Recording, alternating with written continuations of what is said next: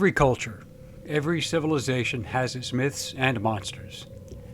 Some are woven into their religion, like the Viransusi of the Sami people of Finland, the story of Texcatlipoca, who turned into a jaguar in Aztec mythology, and other such creatures shared with Maya and Toltec cultures of Mesoamerica.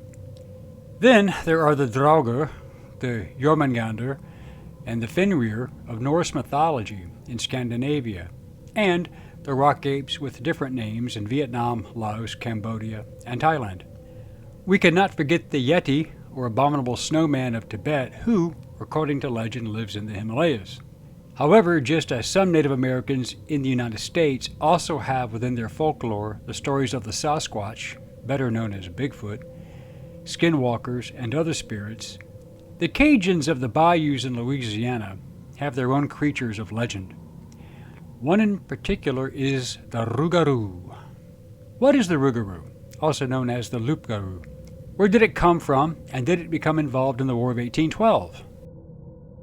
Hello, I'm Colin Heaton, former soldier, Marine Corps Scout Sniper, history professor, historian and book author, and we will answer these questions and other issues on this segment of Forgotten History.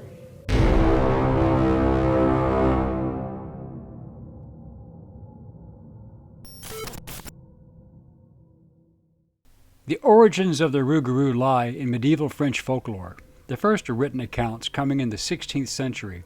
During that time in France, the Rougarou was called the Loup-garou. Loup is French for wolf, and garou refers to a man that transforms into an animal.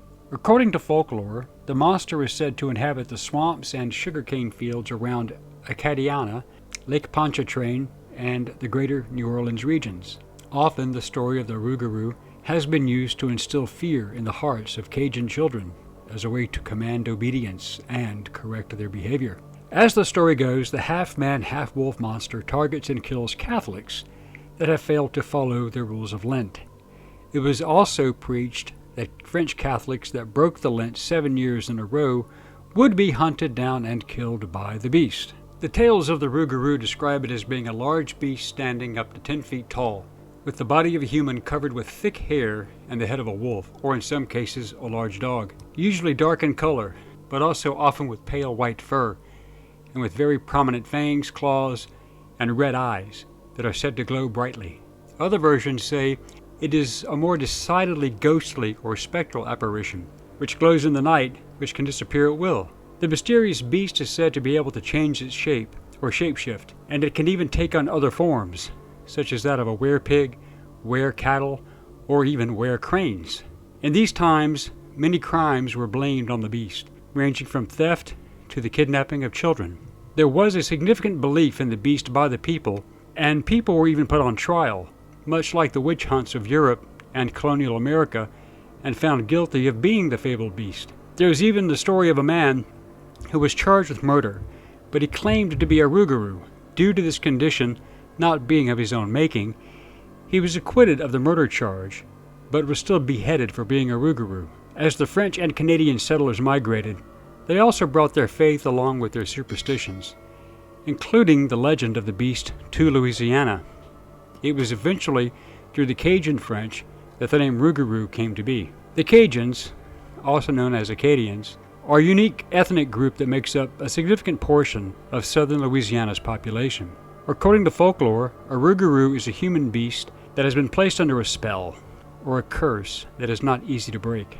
This also has a connection to the religion of voodoo, which brings us the legends of zombies. A Rougarou has the opportunity to change back to a human after 101 days, but only after finding another compliant human who is willing to have the curse transferred to them. The former Rougarou is then freed from the curse and allowed to take human form permanently. Yes, good luck with that one.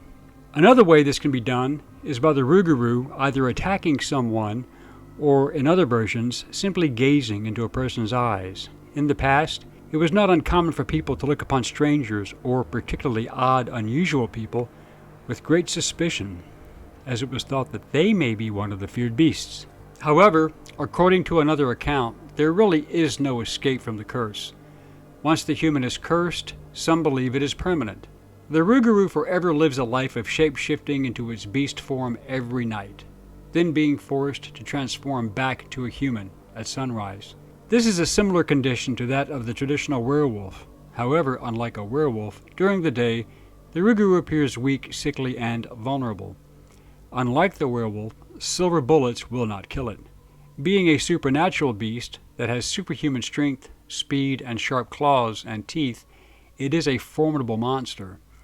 However, just like its cousin the werewolf, the Rougarou has its weakness. Some legends say that the beast can only be killed by fire or, like a vampire, decapitation. No, a wooden stake through the heart will not work, while others say it can be killed while it's in its vulnerable human form. But the Rougarou also has its supporters, as it is believed that Catholics in good standing, who are pious and generous, will have the creature's protection. The creature also, according to some variations, protects its people against others who would present a danger, like the Viransusi of Finland. On that note, one story that has no verifiability, but is still interesting nonetheless, was that when British forces attacked New Orleans during the War of 1812, this was when Major General Edward Pakenham decided to attack the city, and he sent several units on reconnaissance patrols. On January 8, 1815, the attack was ordered, and 2 units, the Highlanders of the 93rd and 95th Regiments of Foot, followed their orders. The 93rd skirted the river supporting the 95th. Part of the plan was a night assault to take hundreds of men in small boats through a canal that had been dug, allowing the British to cross the river, outflanking American Major General Andrew Jackson's forces. Despite the British having numerical superiority, the attack was a failure. The American and Indian defenders harassed the British along the way. Many of the small boats sank, and the final assault the next day was repulsed. The number of British losses in the casualty reports are 291 killed, 1,262 wounded, and 484 missing, a total loss of 2,087 men, attacking a city in a war that was already over.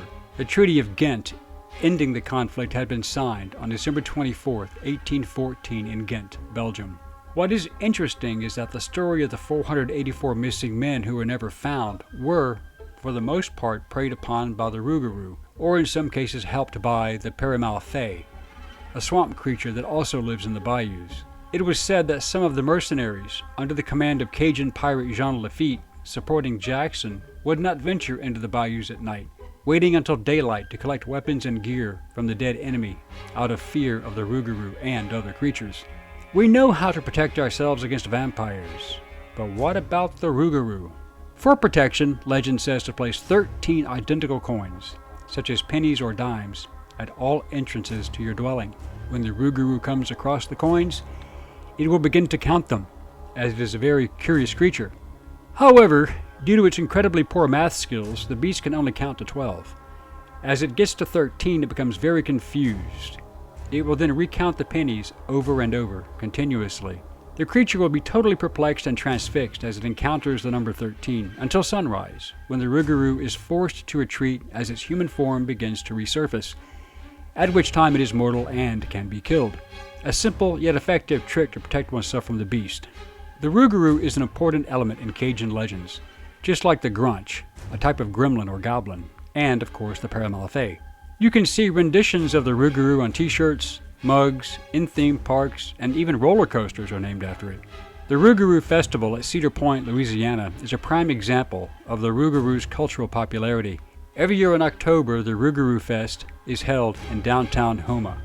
Cajun children know about the Rougarou, the Père-Malfait, and other creatures all too well. And perhaps that is why they are so well behaved. We hope you enjoyed this segment of Forgotten History. Please click like and subscribe for free. And please stay tuned and be engaged and informed. Send us comments if you have questions or even show ideas, and we will respond to all requests and comments as soon as we can. Thank you.